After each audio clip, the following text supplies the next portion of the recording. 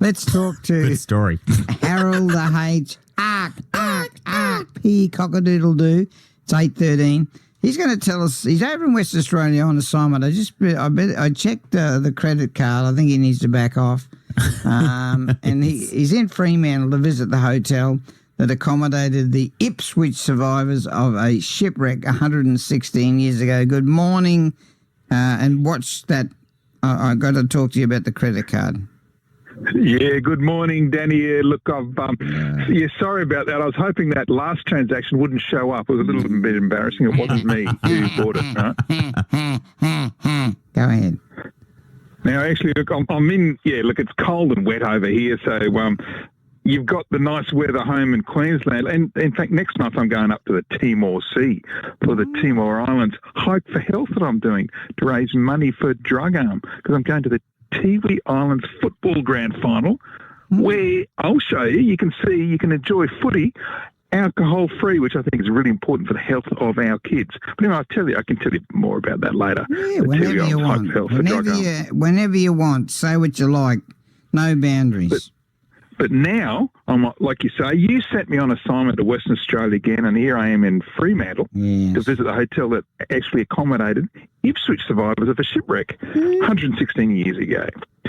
Now, the steamship Pericles, when she was launched in 1907, was the largest ship on the Great Britain to Australia route, and it had lavish accommodation. She was described as a floating palace. Now, her voyage in 1910 was under the command of Captain Alexander Simpson. Now, he'd travelled more than 2 million miles at sea, which is probably a mercantile marine world record, and he had never lost a man at sea, nor met any serious accident. Wow.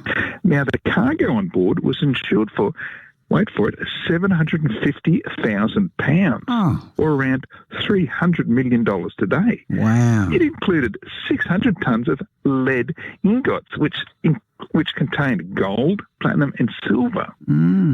Now, the Pericles set out from Brisbane with a good contingent, because we're all good, of Ipswich citizens.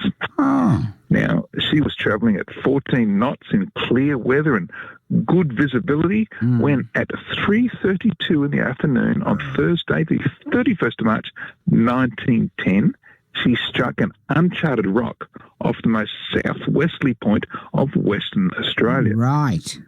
Now, the damage to the forward plates was so severe that within 3 minutes, there were 5 metres of water in the forward hold. The ship was going down, and so the order was given to abandon ship. Now, news quickly spread, and in Ipswich, crowds gathered outside of the newspaper office where updates were posted on the notice board. Now, Ipswich passengers included Thomas Golby. He was a son of the Lord Mayor of Ipswich, and he was going on a 10-month trip to the old country for educational and business reasons. Then there was Mr. Fitzwilliam Williams, who was going to visit his sisters in Wales and London. And there was Mr. George Williams, his brother Mr. Alfred Williams, and son Dr. Charles Williams, who was the superintendent of the Mackay District Hospital. Then there was Mr. and Mrs. William Hicks from Silkstone. Now, Mr. Hicks was chairman of the Silkstone State School Committee. So it was loads of Ipswich people on board when the Pericles sunk. But I'm happy to say the only fatality was that of Nelson. And, of course, Nelson was the ship's one-eyed cat that went down with the ship. Poor old cat. I know. Look, the passengers, not the cat, but the passengers were taken directly to the Esplanade Hotel in Fremantle. And it's the Esplanade Hotel that I'm looking at right now through the fog. It's a bit foggy here. Now, the hotel's actually on the site where in 1850 convicts lived while building the Fremantle prison. And the earliest part of the hotel, it's really cool, dates from 1875, and it even has a ball and chain bar as a bit of a nod to its convict past. Wow. Now, Thomas Golby, when he was here at the hotel, sent a telegram to his father back in Ipswich saying that he was safe, but had lost everything. Now, you might recognise the name Golby because Thomas later went into business with his father, and he's the son on the S. Golby and Sons building that's on Brisbane Street in Ipswich today. Yes. You walk down the street and you'll see him. Yes. You know, Fitzwilliam Williams, he sent a telegram to his wife saying he had saved his money from the wreck but had lost everything else. And it was Dr. Charles Williams who was on the ship. He actually went on to have a really successful medical career, and he was awarded an OBE for his services. But there was another Ipswich passenger on board the Pericles that I haven't mentioned who had the biggest impact of all. Who? And he was one of Queensland's richest men.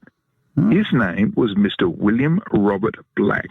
Now, he was proprietor of the Aberdeen Colliery at Tivoli, the Blackheath Colliery at Bundamba, and the Caledonian Colliery at Walloon.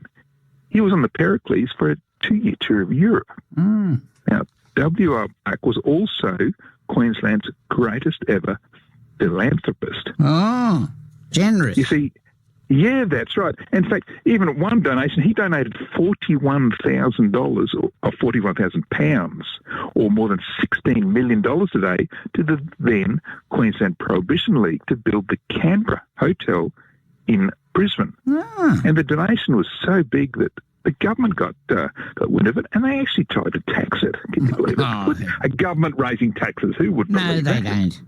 No matter what they say. And you can still see W.R. Black's generosity at work today, did you know, Danny? No, where? Through the charity. You can see it at Drug Arm, because that's Drug Arm today was the was the league that he donated to. In fact, anyone who donates to the charity today, Drug Arm, they're helping the community just like W.R. Black, who survived the shipwreck with all those other Ipswich identities 116 years ago. Now, what are you going to tell us about Drug Arm, quickly? Yeah, I'm going up to, like I say, up to the Tiwi Islands for my Tiwi Islands Hike for Health.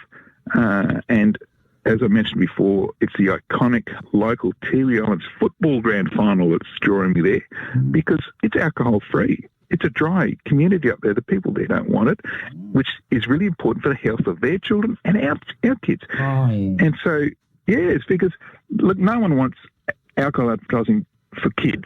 No. Adults, we make up our own mind, but the kids, we got to look after them. So I'm raising money for Drug Arm, which works to reduce the harms of alcohol and other drugs. And Danny, in Ipswich, yes. you'd see the street outreach vans going around, going wherever help's needed. Yeah. That's where the money goes for Drug Arm. We really need to keep those vans on the road. And so, Danny, if anyone's able to help, just go to my website and just follow your nose, follow the links to the Tiwi Islands Hike for Health and donate to Drug Arm there. What is the website? Yeah, well, this story about the Pericles sinking and, of course, my Tiwi Islands Hike for Health link is historyouthere.com. Historyouthere.com. Another great story. It's about the locals. We are local. We are live. We are at 8:21 on West Bremer Radio. Thank you, Harold the H.